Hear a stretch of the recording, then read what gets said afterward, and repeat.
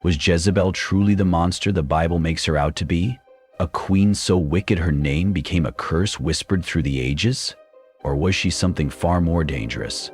A woman whose power and defiance threatened the very foundations of a male-dominated world. For 3,000 years, her story has been told as a cautionary tale of idolatry and betrayal. But what if we've been missing the truth? What if Jezebel wasn't just a villain, but a queen who dared to stand her ground in a land that demanded her silence? Step with me into the sun-scorched hills of Samaria, into a world of clashing gods and warring prophets, where one woman's choices sparked a fire that still burns in our minds today. This is Jezebel's story, not the myth, but the woman. And what you're about to uncover might shatter everything you thought you knew. Imagine the 9th century BCE. Israel is a fractured kingdom, caught between ancient traditions and new alliances. King Ahab sits on the throne, ambitious but spineless, a man swayed by stronger wills. By his side stands Jezebel, a Phoenician princess from Sidon, where the gods Baal and Asherah hold sway. The Bible introduces her in 1 Kings 16:31 with a single loaded line. Ahab took as his wife Jezebel, daughter of Ethbaal, king of the Sidonians, and went and served Baal and worshipped him. It sounds simple, but that verse is a spark in a powder keg. Jezebel doesn't just marry Ahab. She brings her gods, her culture, and an unyielding spirit into a land fiercely devoted to Yahweh. Picture the tension in Samaria's streets. The priests of Yahweh, guardians of Israel's covenant, see Jezebel as an invader, a foreign queen who dares to challenge their sacred order. She doesn't bow, she builds temples to Baal, imports her own priests, and stands tall in her faith. To Israel, this is blasphemy. To Jezebel, it's loyalty to her roots. Here's the question that hangs over the palace like a storm cloud. Was she a corrupter, hell-bent on destroying Israel's faith, or a woman asserting her identity in a world that demanded conformity? The Bible paints her as evil, but what if the truth lies in the shadows of that story? Let's walk through her world. Jezebel isn't a passive queen. She's a force, shaping Ahab's reign with a boldness that unnerves the prophets. In 1 Kings 18, the stage is set for a cosmic clash. Elijah, Yahweh's fierce prophet, against the prophets of Baal, backed by Jezebel. On Mount Carmel, the air crackles with anticipation. Elijah challenges 450 of Baal's prophets to call down fire from their God. They shout, they dance, they cut themselves, their voices echoing across the cliffs. Silence, no fire. Then Elijah steps forward, drenches his altar with water, and prays. Fire roars from the heavens, consuming everything: wood, stone, even the dust. The crowd erupts. The Lord, He is God.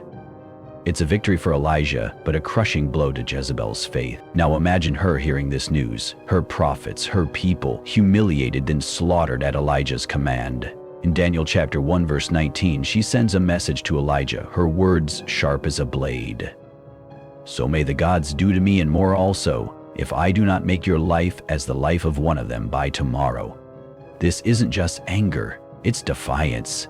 She's not trembling before Elijah's gods. She's fighting back, swearing by her own gods. Is this the voice of a heartless villain, or a queen defending her beliefs against a tide that seeks to drown her?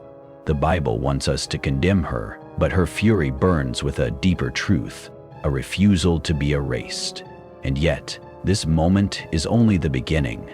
What happens when a woman like Jezebel faces a prophet like Elijah, and a God who seems to have already chosen the winner? The flames of Mount Carmel have faded, but their heat fuels a war that will define Jezebel's legacy. Let's step deeper into her story, where every choice she makes is etched into history by scribes who saw her as the enemy. The Bible doesn't share Jezebel's heart, but her actions speak volumes, bold, unapologetic, and calculated. One story in particular cements her as the villain, the vineyard of Naboth, told in 1 Kings 21. It's a tale of greed, betrayal, and blood. But let's peel back the layers. Was Jezebel truly the mastermind of evil, or was she a queen navigating a world that left her no room to lose? It begins with Ahab, sulking like a spoiled prince. He wants a vineyard owned by Naboth, a commoner who dares to say no to a king. The land, Naboth insists, is his family's inheritance, sacred under Israel's laws. Ahab retreats to his palace, refusing to eat, undone by a single refusal. Enter Jezebel. She doesn't cajole or plead. "Arise, eat food, and let your heart be cheerful," she tells him in 1 Kings 21:7. "I will give you the vineyard of Naboth." What follows is chilling.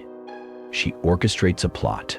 Letters sent in Ahab's name, a sham trial, false witnesses accusing Naboth of blasphemy.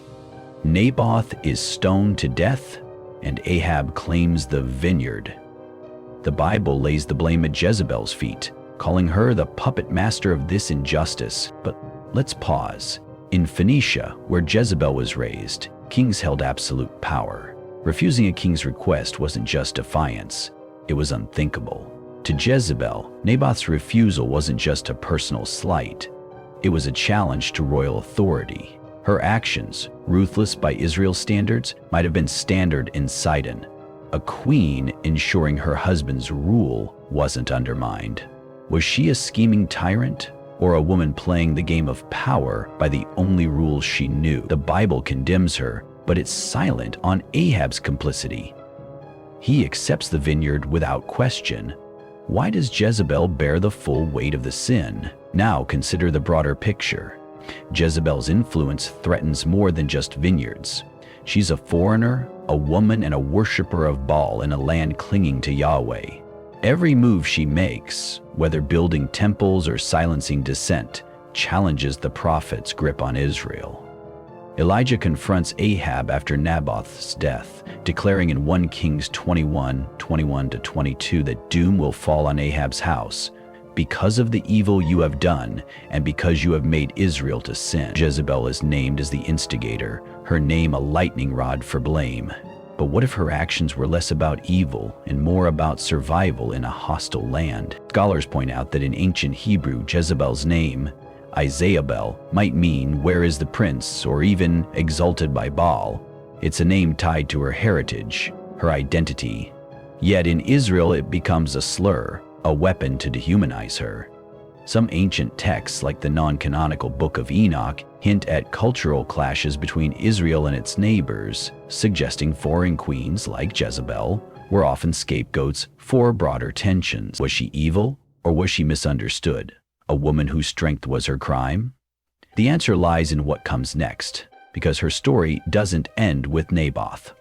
A greater reckoning is coming, and it will test everything she stands for. The shadow of Naboth's death looms over Jezebel, but her story races toward a climax that will echo through time. Let's stand in Samaria once more, where the air is thick with prophecy and betrayal. Jezebel's defiance has made her a target not just of men, but of a divine plan that seems to have no place for her. In 2 Kings 9, the final act unfolds, and it's here that we see the full weight of her legacy and a twist that might make you rethink everything. Elijah's prophecy against Ahab's house hangs like a sword. Ahab is dead now, struck down in battle, his blood licked by dogs as foretold. Jezebel, however, remains, ruling as queen mother. A new player enters, Jehu, a military commander anointed by God's prophet to destroy Ahab's line. In 2 Kings 9:7-10, the charge is clear. Jehu will strike down Jezebel, and dogs shall eat Jezebel by the wall of Jezreel. It's a brutal prophecy, but Jezebel doesn't flee. When Jehu rides into Jezreel, she faces him head-on. Picture her. 2 Kings 9:30 describes her painting her eyes, adorning her head, and looking out from a window.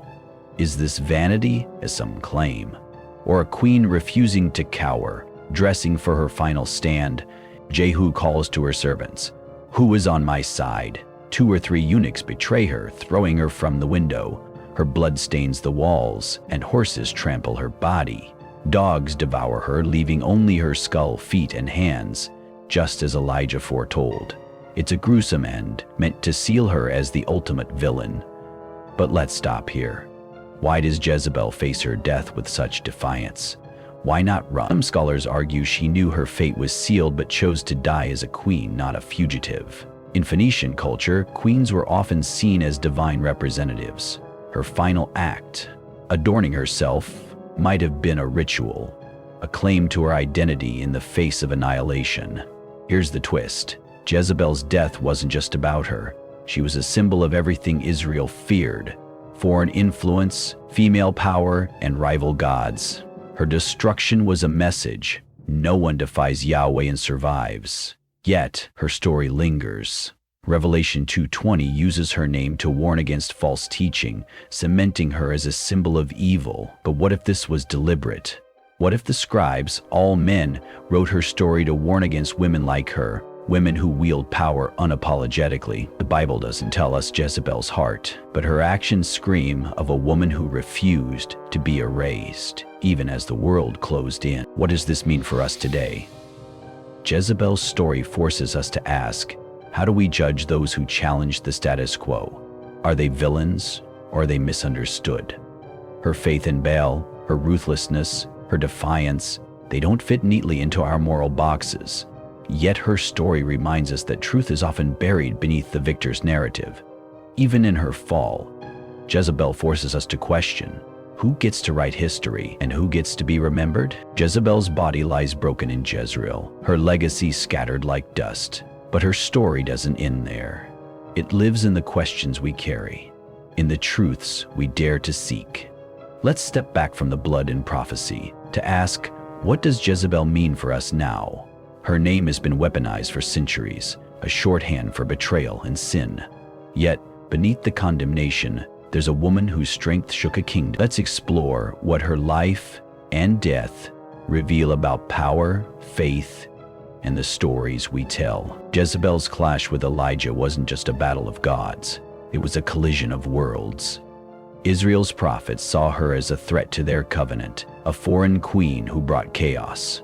But in Sidon, she was a daughter of royalty, raised to honor Baal and wield influence. Her refusal to conform wasn't just rebellion, it was fidelity to her identity. In a way, she was caught in a cultural war she couldn't win. The Bible frames her as the aggressor, but what if she was defending her place in a world that rejected her? This tension speaks to us today. How often do we judge those who don't fit our norms, branding them as threats when they're simply standing their ground? Her story also reveals the cost of power. Jezebel's actions, whether protecting Baal's prophets or securing Naboth's vineyard, were ruthless, no question.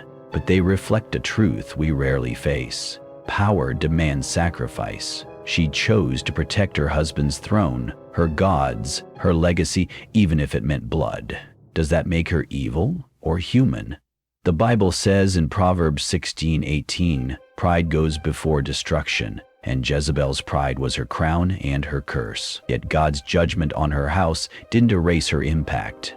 Her name endures, a testament to her unyielding spirit. Now consider this: God's prophets won, but at what cost? Jezebel's death was a spectacle meant to prove Yahweh's supremacy. Yet, it also silenced a voice that dared to challenge the narrative. Today, we might ask, who are the Jezebels in our world? The ones labeled as troublemakers, heretics, or rebels because they refuse to bow. Her story invites us to look deeper, to see the humanity in those we're quick to condemn. Even Moses, God's chosen, died in the wilderness, buried by God's own hand. If God showed mercy to him, what might he see in Jezebel's heart? A heart the Bible never reveals. As we leave Samaria, let's carry this truth: the forgotten are never truly gone. Jezebel's story, buried under centuries of judgment, still speaks. It reminds us that truth rises, even when scribes try to bury it. If her story stirs something in you, share it, because someone out there needs to hear that even the vilified have a voice. And if you're hungry for more, join us next time as we uncover another hidden truth. What really happened to Elijah after he vanished in a whirlwind? The answer might shake your faith to its core.